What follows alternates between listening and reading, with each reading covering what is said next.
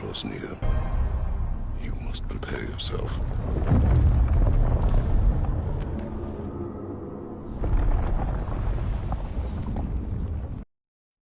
Hey guys, welcome back to the channel. Today we are going to talk about some of the information the IGN audience Q&A revealed about God of War Ragnarok, as well as the Q&A held by Santa Monica Studios on Discord. So one of the IGN panelists, who is going for a 100% completion run, mentioned that she is 70 hours into the game. Take this with a grain of salt, but the story itself may take around 40 to 50 hours to finish, and then another 20 or so hours for the side content. This game sounds absolutely massive. I think it may also depend on which difficulty you play. The panelists did not mention which one she is playing on. And speaking of difficulty, this time around, there are 5 difficulty options. The first one you have is Give Me a Story, just how it was in the 2018 game. And the new one we have this time around is called Give Me a Grace, which is somewhere between Give Me a Story and the next higher level difficulty, Give Me a Balance. Then you have Give Me No Mercy, which replaces Give Me a Challenge from the 2018 game. And the final one, of course, we have is Give Me God of War. There have been modifications done to this mode to make the difficulty more smooth. In Give Me God of War and Ragnarok, you are allowed to switch back down to a difficulty from Give Me God of War, unlike in 2018 title where you could not switch. But the caveat is if you do go down to a lower difficulty from Give Me God of War and Ragnarok, you cannot go back up. So you do have to start all over. Just keep that in mind. Which mode do you guys plan on doing your first playthrough? I myself am thinking Give Me No Mercy. Also, I'd like to remind you guys, if you are receiving value from this video, to please like the video and subscribe if you haven't already for future content.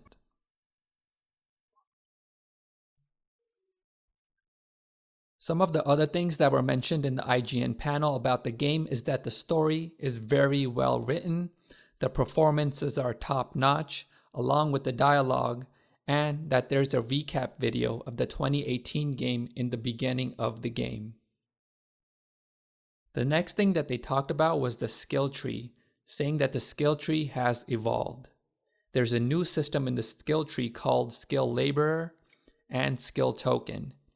So what that means is when you use a certain skill, the more you use it, the more experience you get for that specific skill.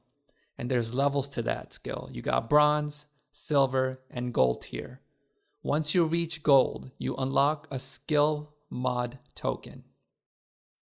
With that token, you can modify that skill to either do more damage, do more stun damage, or do more elemental damage. You can swap them out whenever by using experience that you have gained while playing the game.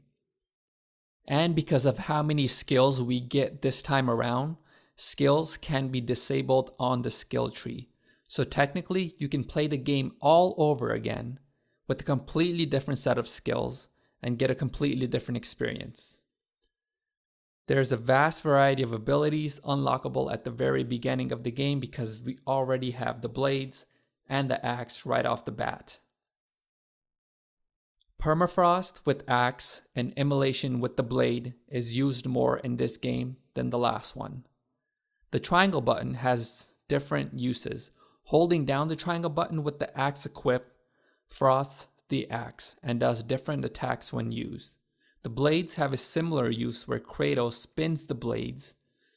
And I did want to mention that these are called weapon signature abilities. I do wonder if we will get to unlock different signature abilities with that triangle button, like instead of Kratos just spinning his blade and slamming it into the ground and having the fire slide out like you see in this video here, will there be something else? I know in one of them we saw where he was spinning the blade and he made the fire come out of the ground like a volcano. So it'll be cool to see if there's more skills to unlock. So some of the other things that were talked about was the loading screens that are hidden behind crawling through a small space, which we did see in the last game, as well as the environments The environments are much more open. There's so much more to explore, but that does not mean this is all of a sudden an open world game. And every single area has a side path you can find treasures.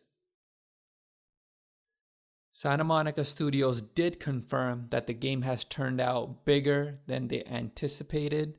The PS5 download is 85 gigabytes and the PS4 download is 114 gigabytes, which is just about double of the last 2018 game. I don't know about you guys, but I am so thrilled that it's much bigger than they expected, especially because we're not getting a trilogy. So I'm happy about that.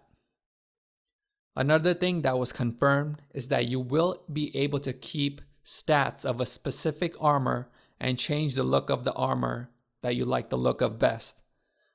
All armor pieces go to level 9. And there will be armors that are specific to each player's playstyle.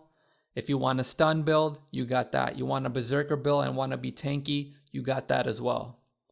There is also an auto-equip for the armors. So if there's a player that does not want to think about, having the best armors, you can just do auto equip and you can choose what you want. If you want a strength build, it'll just automatically pick it for you. That is all the important information I was able to extract from those videos. I've left the link to both of the videos in the description for your own viewing.